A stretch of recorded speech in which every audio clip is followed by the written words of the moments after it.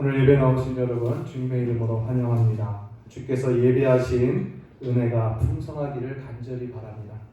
우리가 지난주부터 고린도전서 말씀을 우리가 쭉 이어서 연속적으로 말씀을 설교하며 말씀 듣기로 했습니다. 우리 지난주의 말씀 여러분 기억하십니까? 사도로 부르심 받음과 성도로 부르심의 받음이 한 하나님의 한 주권적인 선택에 의해서 은혜로 주어진 것이기에 차별이 없다. 그 말씀을 우리가 들었습니다. 그래서 사도로 부르심을 받았든 성도로 부르심을 받았든 또는 기타 어떤 직분으로 부르심을 받았든 간에 부르심받은 부르심받은 자가 자랑되어지고 부르심받은 자가 높임을 받는 것이 아니라 부르신 분이 높임을 받고 부르신 분이 자랑을 받아야 함을 우리가 말씀을 통해서 지난주에 배웠죠. 그래서 부름받은 우리 성도들 한 교회 안에서 한 주권적 선택으로 부름받은 우리 성도들이 교회 안에서 어떻게 해요? 특권의식을 가져서는 안 돼요. 어느 누가 더 높고 더 크고 라는 특권의식이 있어서는 안 된다. 뿐만 아니라 교회 밖을 향해서도 마찬가지죠. 성도로 부름받았다고 해서 교회 밖 세상을 향하여 마치 특권의식이 있는 것처럼 그런 자세도 옳지 않다. 왜냐? 부름받은 것은 은혜요. 부르신 이를 자랑하는 것이지 내가 높아지고 내가 자랑하는 것이 아니기 때문에 아직 부름받지 못한 세상을 향해서 내가 높은 자세를 갖고 특권의식을 가질 수가 없다. 오히려 겸손히 세상을 섬기고 감사함으로 세상을 향하여 품위에 대하는 이 자세에 대해서 우리가 말씀을 들었어요. 오늘 본문도 동일한 맥락으로 사도 바울이 계속 이야기를 하고 있습니다. 즉 부르신 이를 높이고 자랑해야 한다라는 그러한 진리이죠. 오늘 우리가 읽은 대로 고린도 교회에 이제 큰 문제 중 하나가 첫 번째로 소개가 되고 있어요. 그 문제가 뭡니까? 바로 분쟁입니다. 바울이 고린도에서 사역하고 이제 에베소로 옮겼어요. 에베소에서 있을 때에 고린도 교회 안에 있는 글로에라는 그 사람 직편으로 고린도 교회 소식을 전달을 받아요. 소식을 듣게 돼요. 그 내용은 교회 안에 분쟁이 있다라는 소식이에요. 이 분쟁으로 인해서 고린도 교회가 골치를 쏟고 있는 상황입니다. 그럼 그 소식을 들은 사도 바울의 마음이 얼마나 가슴이 아프고 슬프겠습니까? 여러분 여기서 말하는 이 분쟁은요, 단순히 교회 안에서 몇몇 사람들의 의견 차이의 수준이 아니에요. 의견 차이로 일어나는 어떤 의견 충돌의 수준이 아니에요. 어떤 사람들의 한두 명의 다툼의 문제가 아니라 이 분쟁은 완전히 갈라지는 거예요. 분열을 말합니다. 갈라지고 분리되고 나누어지는 그런 분쟁을 말해요. 고린도전서 11장에 보면은 이 분쟁의 이야기가 다시 한번 조금 살짝 언급이 됩니다. 그때 이 분쟁에 대해서 어떤 단어를 쓰고 있냐면 우리 한글 성경에는 파당이라는 단어로 번역이 되어 있어요. 파당. 이게 다른 말로 하면 분파라고 할 수 있어요. 분파. 근데 이게 어떤 원어로 어떻게 되어 있냐면 하이레세이스라는 단어예요. 하이레세이스. 근데 이 원어에 그 원어적인 의미가 있어요. 이 단어의 원뜻이 있어요. 그게 뭐냐? 선택하다라는 뜻입니다. 그러니까 이 파당, 이 분파가 어떻게 생긴 거냐면요, 각 사람들이 뭔가를 선택해야 한다라는 분위기에 쌓여 있는 거예요. 그러니까 자신이 어떤 걸 선택해서 그 선택 속에 한 무리 속에 들어가야 되는 거예요. 교회 안에 그런 분위기가 있고 또 그렇게 공공연하게 자신의 선택을 드러내는 것, 그것이 옳은 것처럼 그런 분위기가 교회 안에 있고 또 그렇게 선택하고 들어가는 것이 자기의 뜻을, 자기의 생각을 주장하고 드러내는 것이 지혜로운 것처럼 여겨지는 분위기가 있었다라는 거예요. 그러니까 성도들이 주도적으로 또는 부득불 선택하여 어디 편에 들어가야 하는 그러한 상황이 있는 것입니다. 그러니까 이 여기서 생긴 분쟁은요, 이렇게 자신의 생각을 선택하고 그 선택된 자들이 모여서 자기들의 분파를 이루고 편을 세워서 이제 다른 편들과 갈등을 빚고 다른 편들과 교제하는 것을 거부하고 하면서 나눠지는, 서로 공개적으로 다투는 이러한 일들이 바로 분쟁입니다. 지금 고린도 교회는 이러한 분쟁에 휩싸여 있어요. 이 교회에게 이제 사도 바울이 건면하는 거예요. 가슴 아픔을 품고 10절에 말하는 거예요. 형제들아, 내가 우리 주 예수 그리스도의 이름으로 너희를 권하노라. 여러분, 이 바울의 이 마음, 이 한 절 속에 들어있는 마음을 우리가 이해해요. 형제들아. 우리 지난주에 바울은 자신을 어쨌든 사도라고 소개합니다. 성도들을 향해서 사도의 어떤 권위를 갖고 명령할 수도 있어요. 바울은 형제들아, 같은 주 안에서 형제된 자들아 라고 이야기. 얼마나 애정어리고 간곡한 표현입니까? 또 내가 우리 주 예수 그리스도의 이름으로 너희를 권한다라고 말해요. 그리스도 예수의 이름. 내 사도의 권위로 명하는 것이 아니라 그리스도 예수, 너와 여러분과 나의 주 되시는 그리스도의 이름으로 권합니다. 여러분, 권한다라는 단어도요, 영어로도 나오지만 이게 명령하다라는 게 아니에요. 호소하다라는 의미가 있어요. 호소하다. 내가 사도이지만 형제 여러분에게 호소합니다. 여러분에게 간청합니다. 이런 의미예요. 뭡니까? 모두가 같은 말을 하고 너희 가운데 분쟁이 없이 같은 마음과 같은 뜻으로 온전히 합하라. 이것을 간청하는 겁니다. 그럼 바울의 이 간청의 내용을 역으로 살펴보면 어떤 거냐면요, 지금 고린도 교회의 상황을 보여주고 있는 거예요. 고린도 교회 상황의 분쟁의 모습이 뭡니까? 다 다른 말들을 하고 있어요. 서로 다른 걸 주장하고 있어요. 서로 분쟁, 서로 다 갈라져 있어요. 서로 편을 갈랐어요.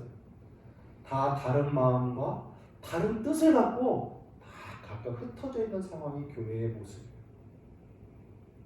바울이 이것을 보고 이야기를 합니다. 너희가 다 같은 말을 하고 갈라지지 말고 같은 마음과 같은 뜻으로 온전히 합하라. 여러분, 이 고린도 교회의 분쟁의 모습을 이제 사도 바울이 이야기합니다. 12절에 보니까 내가 너희에게 말하는데 너희가 각각 말하기를 나는 바울에게, 나는 아볼로에게, 나는 게바에게, 나는 그리스도에게 속한 자라 한다. 이렇게 말해요. 그 고린도 교회 안에 있는 분파가 4개의 분파로 갈라져 있어요. 바울파, 아볼로파, 게바파, 그리스도파. 근데 여러분, 이 분열에 매우 명백한 요인이 드러나 있습니다. 이 분쟁의 중심의 요인이 뭐냐? 바로 인물을 중심하는 분열이에요.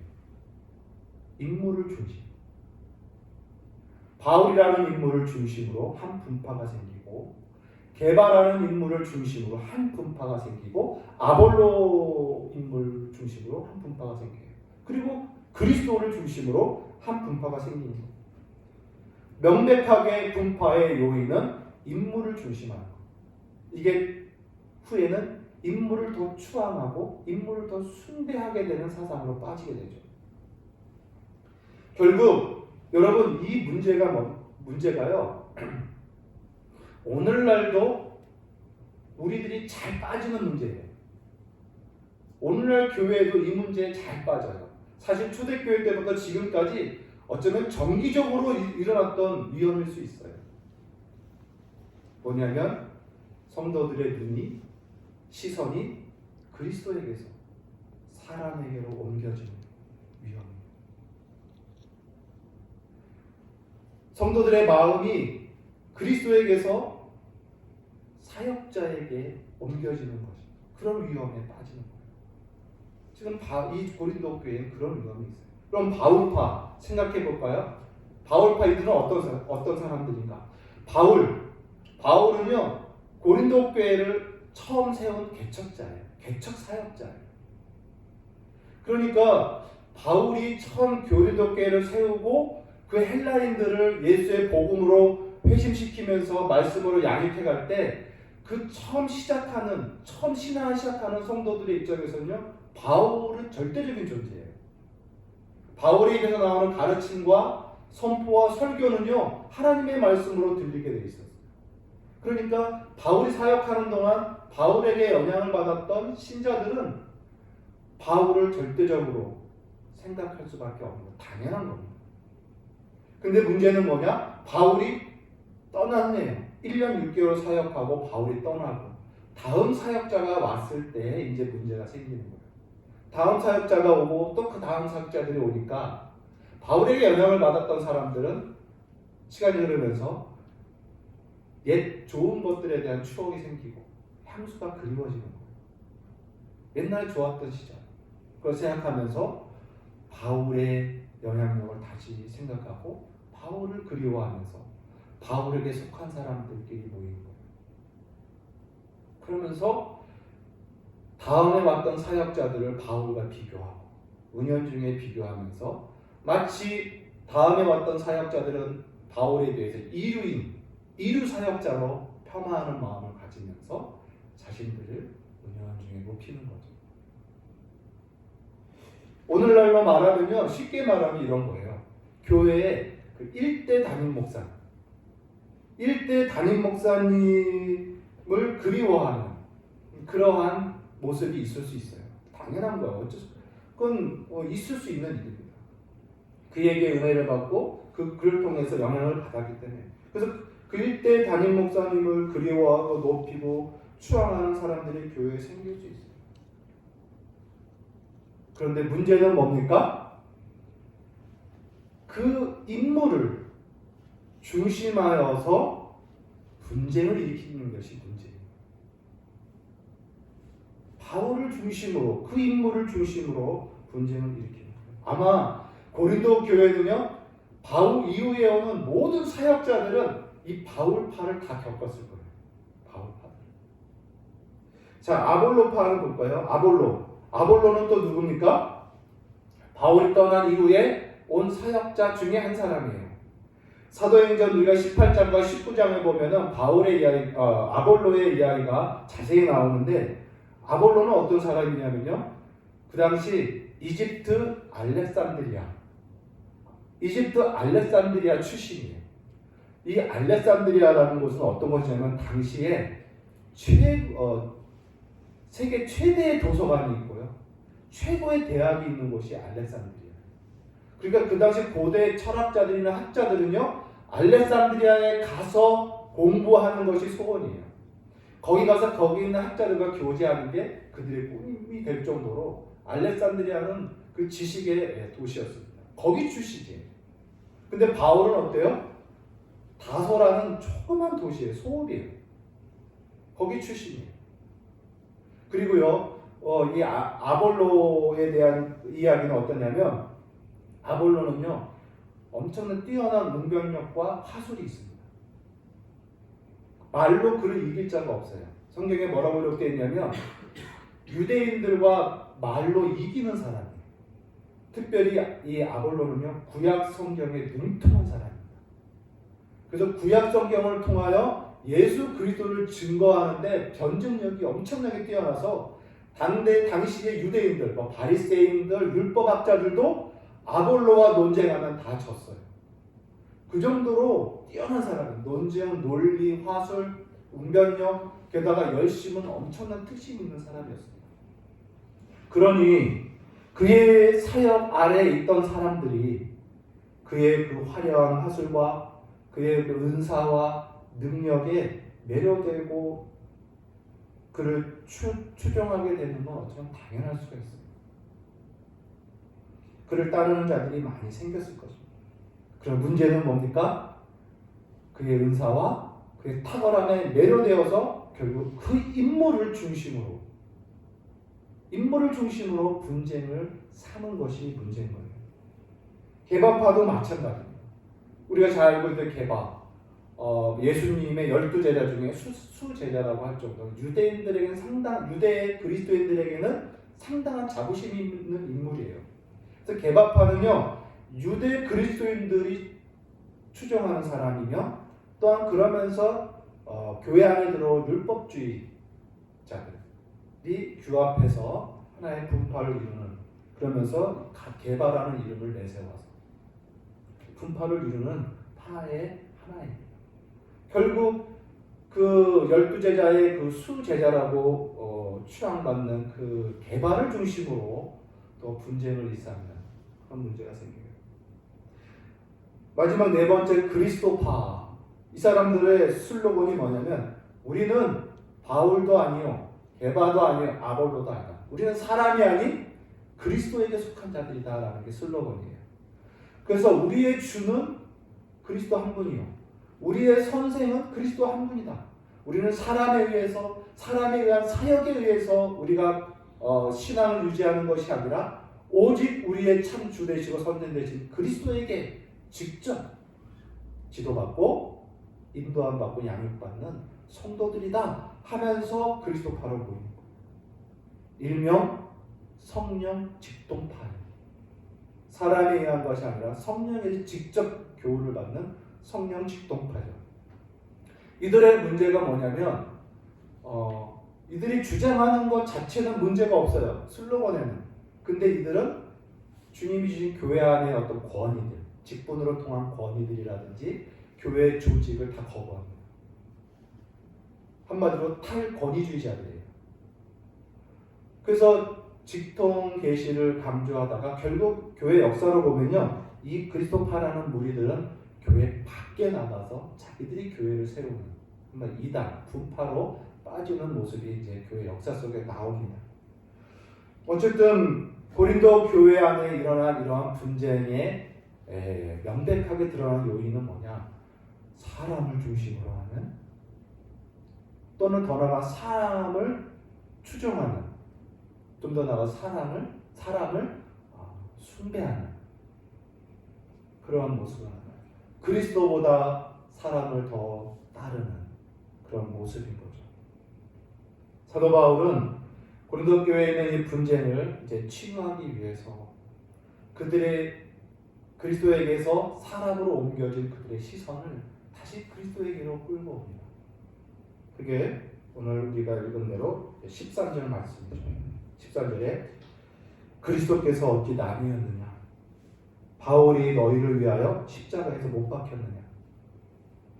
바울의 이름으로 너희가 세례를 받았느냐? 이렇게 말해요. 곧 사도 바울은 그리스도의 이 온전하심, 하나이신 온전하심을 이야기하고 그리스도의 십자가를 이야기하고 그리스도의 이름으로 받은 세례를 이야기하면서 사람들의 눈이 사람에게, 인물에게 쏠려 있는 것을, 그 시선을 그리스도께로 다시 끌고 옵니다. 우리가 하나하나 볼까요? 그리스도께서 어찌 나뉘었느냐?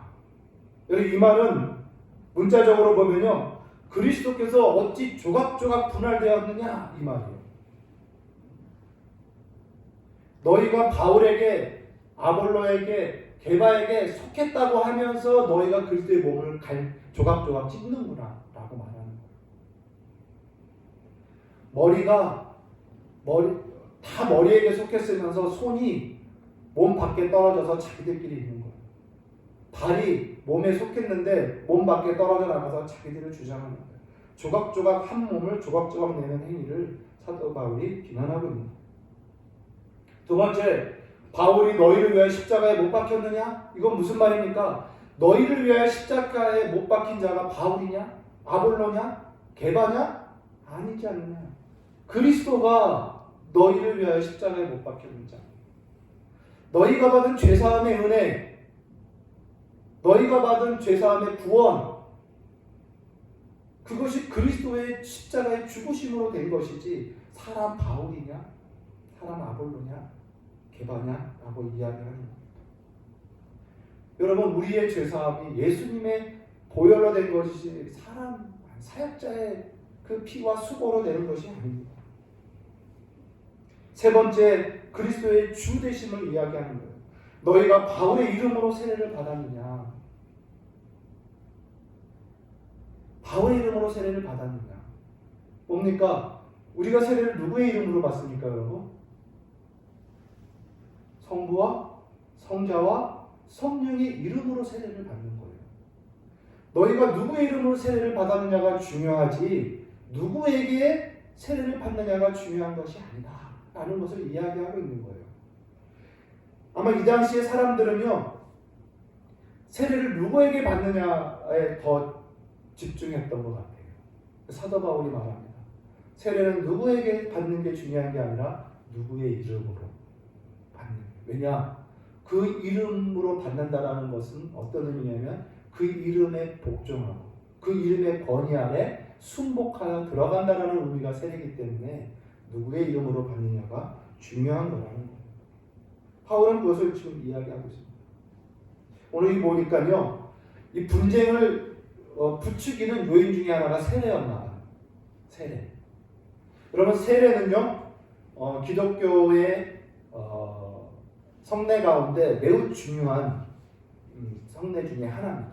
왜냐하면요, 불신자가 예수를 믿고 구원받아 신자가 되는 그걸 공적으로 선언하는 행위가 세례예요. 사람이 죄 사함을 받았다라는 확증을 공표하는 게 세례예요. 그러니까 세례의 행위는요, 기독교 안에서 매우 중요한 행위입니다. 그러다 보니까 사람들이 그 세례 행위의 중요한 것을 보는데 그걸 누구에게 받느냐에 이제 사람들이 현혹되는 거예요. 여러분, 이거 오늘날도 이와 비슷한 일들이 있어요. 저도 이렇게 목사지만 목사님들이 이런 말을 할 때가 있어요. 뭐냐면 성도들에게 내가 너에게 세례를 줬어. 내가 너에게 세례 주고 내가 너의 주례하고 내가 너의 가정에 장례를 내가 집례했어. 이렇게 말합니다. 그러면서 그 말 속에 은연중에 자신의 영향력을 그 성도에게 강요하고 주입하려는 그런 모습들이 있어요. 세례 행위와 주례 행위와 장례 행위를 통하여 영적 권위를 그에게 씌우는 거죠. 목회자들이 이런 우애에 빠질 위험이 많습니다. 성도들도 마찬가지예요. 성도들도 내가 누구에게 세례를 받았고 누구에게 주례를 받았고 누구에게 장례 진례를 받았는지를 상당히 중요하게 여깁니다. 여러분, 그렇지 않아요. 오늘 바울이 말한 것처럼 세례는 누구에게 받느냐가 중요한 게 아니라 누구의 이름으로 받느냐가 중요해요.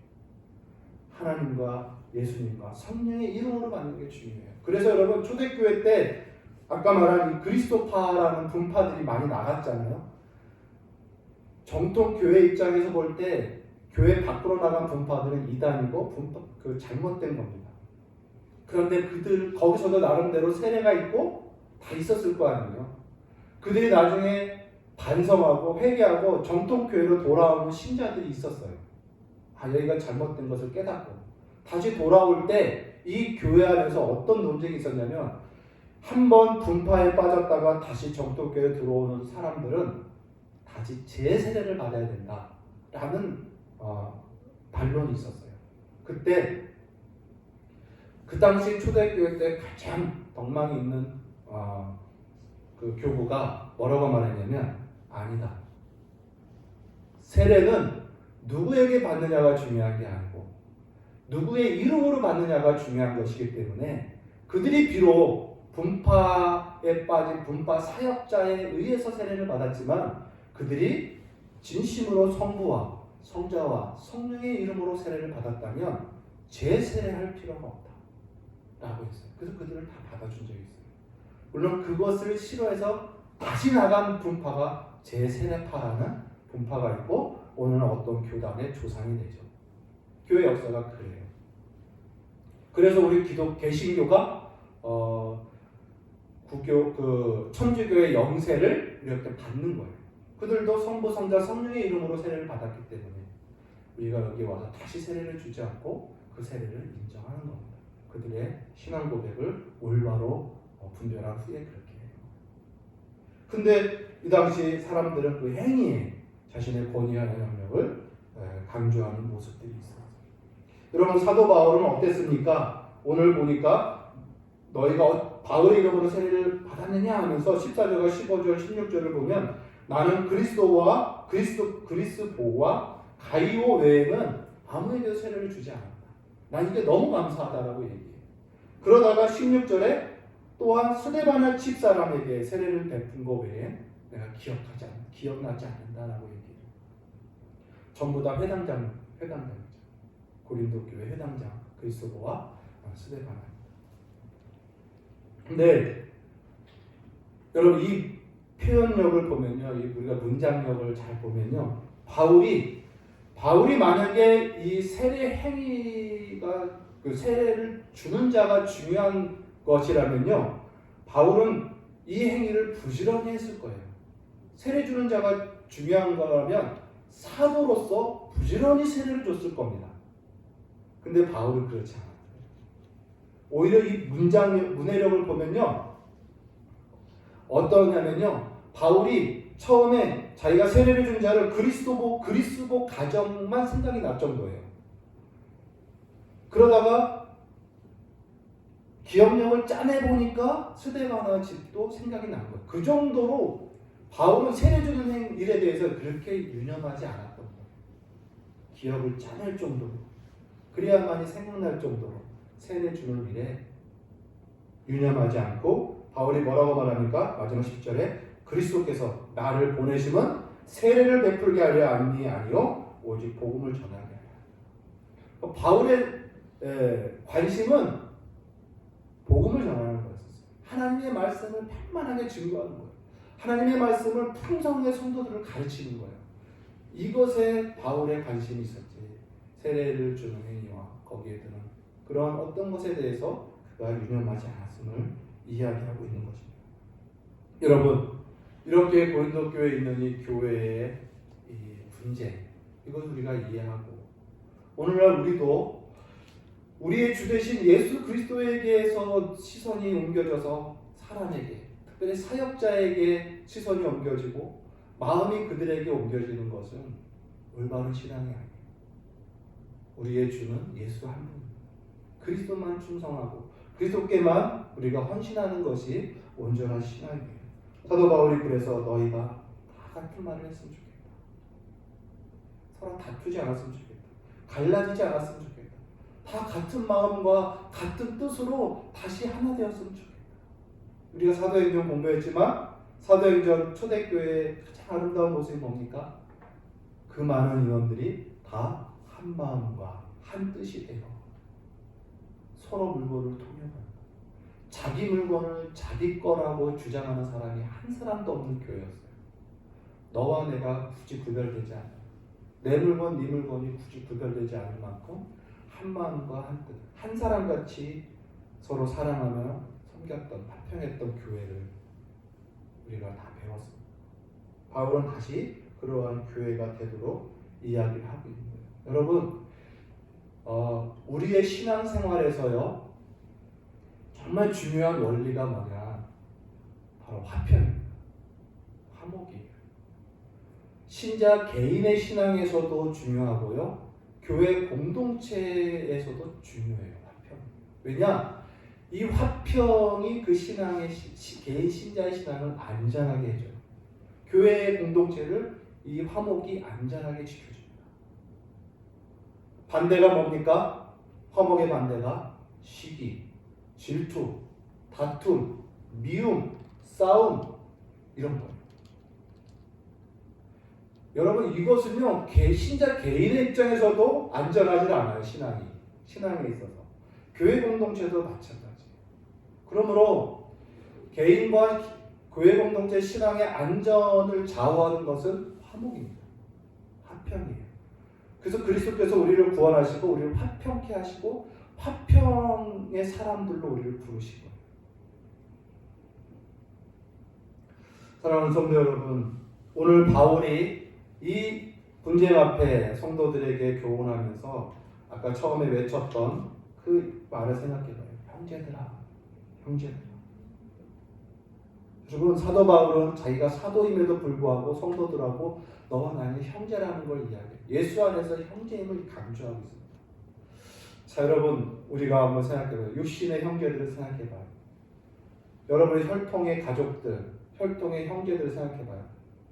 얼마나 끈끈합니까? 옆집 사람들보다 더 끈끈해요. 다른 동료들과 친구들보다 더 끈끈한 게 혈육의 형제입니다. 그런데 여러분, 마찬가지로 우리가 다 예수 안에서 한 하나님을 아버지로 섬기는 다 형제예요. 그래서 이 혈통적이고 육적인 형제로 맺어진 형제애, 이 끈끈한 형제애 이상의 형제애를 누릴 수 있는 것이 바로 이 영적인 형제예요. 여러분, 이 육신의 피로 맺어진 형제들은요, 이 세상 사는 동안의 형제예요. 죽음으로 끝나는 관계입니다. 이 땅에 살 동안만 맺어지는 관계예요. 그러나 우리는 어떻습니까? 예수 안에서 맺어진 형제들은 어때요? 믿는 순간부터 시작해서 영원히 형제예요. 영원히.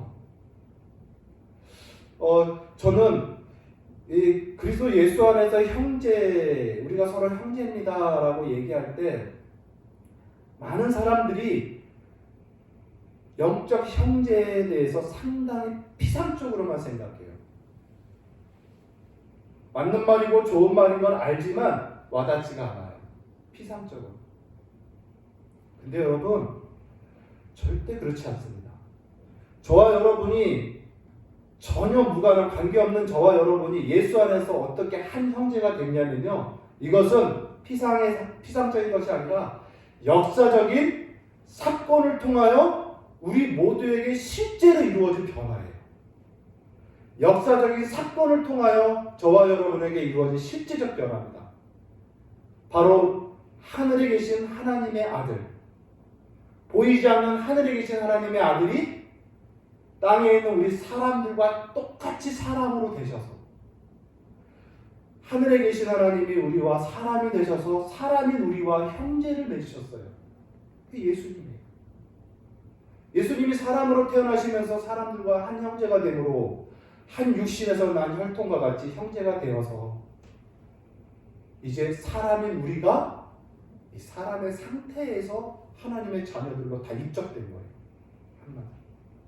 그러니까 예수님이 이 땅에 태어나신 성육신의 이 역사적 사건, 그 사건으로 인하여 우리가 실제적 변화를 받은 겁니다. 더욱이 예수님이 십자가에서 죽으신 때 저와 여러분도 함께 죽고, 예수님이 살아나실 때 저와 여러분도 함께 새롭게 살아나면서 다 하나님의 자녀들로 살아난 거예요. 여러분, 이건 피상적인 이야기가 아닌 거예요. 하나님의 아들이 역사적으로 이 땅에 실제로 오셨고, 사람으로 되심으로 우리와 한 형제 되셨고, 그 형제된 몸을 갖고 죽으심으로 또 부활하심으로 저와 여러분이 그 안에서 다 죽고 부활하여 새 사람이 되어서 한 형제들, 하나님의 자녀들로 다 거듭난 거예요. 실제적인 변화입니다. 그러므로 여러분, 예수 안에서 누리는 형제에는요, 우리가 희미하게 여겨서 안 돼요. 실제적으로 경험하고 누릴 수 있는 놀라운 은혜들입니다. 우리 성도 여러분들이 이 실제적인 이 형제와 사랑과 애정을 풍성히 누리고 경험하는 귀한 성도 되시기를 바라요. 그럼 말씀을 냈습니다. 오늘 말씀의 열정이 뭡니까? 오늘날도 빠지기 쉬운 위험이에요. 바로 그리스도에게서 눈이 옮겨져 사람을 보는 거예요. 특별히 사역자를 보는 거예요. 그리고 그로 인해서 그 사람들을 중심으로 하는 분쟁에 빠지는 거예요. 자칫 인물을 숭배하는 오류에 빠지는 거예요. 이 위험이 오늘날도 있습니다. 오늘 말씀은 이렇게 말합니다. 하나님과 그의 아들 예수 그리스도의 주 되신 외에는 어떤 인물도 높임을 받을 수 없다. 높은 자가 없다는 걸 말해요. 만약에 그렇게 높임 받는 자가 있다면 그는 멸망을 받을 거예요.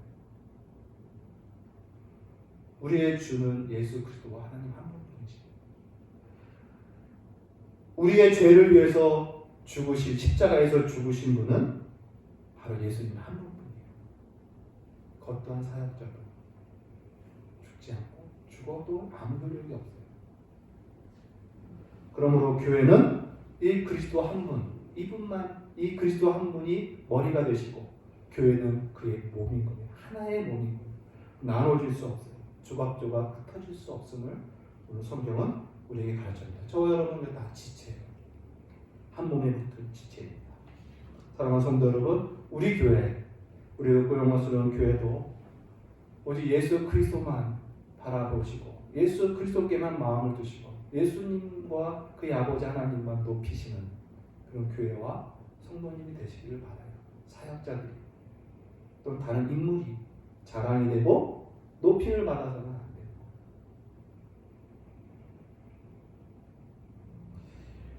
귀한 은혜가 있기를 바랍니다. 또한 이 말씀을 정리하면서 지금 이때 지금 최근의 상황에 맞춰서 잠깐 한 말씀 더 드린다면 요즘 우리 대한민국 어때요?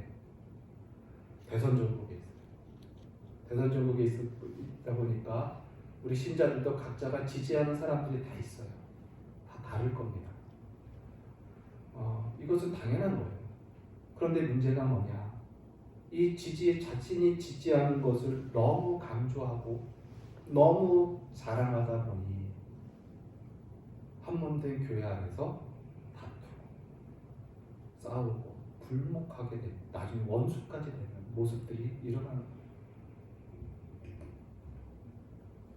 여러분, 사람을 높여서는 안 돼요. 또 여러분, 물론 우리도 매번 기도할 때마다 나라를 위해서 대선 정국을 위해서 기도하지만 대한민국의 그 대통령이 이 대한민국은 잘 통치할지 모르지만 하나님의 나라에는 한 불안이에요. 대통령이 하나님의 나라를 확장하고 하나님의 영광을 위하여 일하는 것은 없어요. 하나님의 나라를 확장시키는 곳은 청와대가 아니라 교회입니다. 하나님의 영광과 하나님의 나라를 확장시키는 사람은 통치자가 아니라 성도예요. 교회 성도들이 하나님을 섬기고 하나님의 나라를 확장해 나가는 일꾼인 거예요. 저와 여러분에게 가장 주목해야 될 나라는 하나님의 나라. 그러기에 우리가 그 하나님의 나라를 위해서 꿈꾸고 기도하는 동시에 이 나라의 대선 정국 앞에서 우리가 지나치게 어떤 인물을 주장하다 하나됨과 화평을 깨는 그런 일이 있어서는 안 돼요. 그럼 우리가 속는 겁니다. 오늘 말씀이 저와 여러분의 신앙생활 가운데 좋은 지혜가 되고 무엇보다 우리 주 예수를 다시 한 번 더 사랑하고 더 주님을 가까이 하고 주님을 더 가까이 모시는 신앙을 회복하는 귀한 은혜가 있기를 주의 이름으로 간절히 소원합니다. 기도하겠습니다. 참 좋으신 하나님, 은혜와 사랑 감사합니다. 오늘 말씀 통해서 우리도 쉽게 빠질 수 있는 어리석음과 그 휘둘림 앞에 말씀을 통해서 지혜를 배웁니다. 하나님, 우리의 마음을 지키게 하시고 우리의 믿음과 신앙과 생각을 지켜서 오직 우리 구주 예수님만 찬양케 하시고 예수님만 섬기며 예수님만 높이고 예수님만 따르는 귀한 성도들 교회가 되게 하여 주시옵소서. 예수님 이름으로 감사하며 기도합니다. 아멘.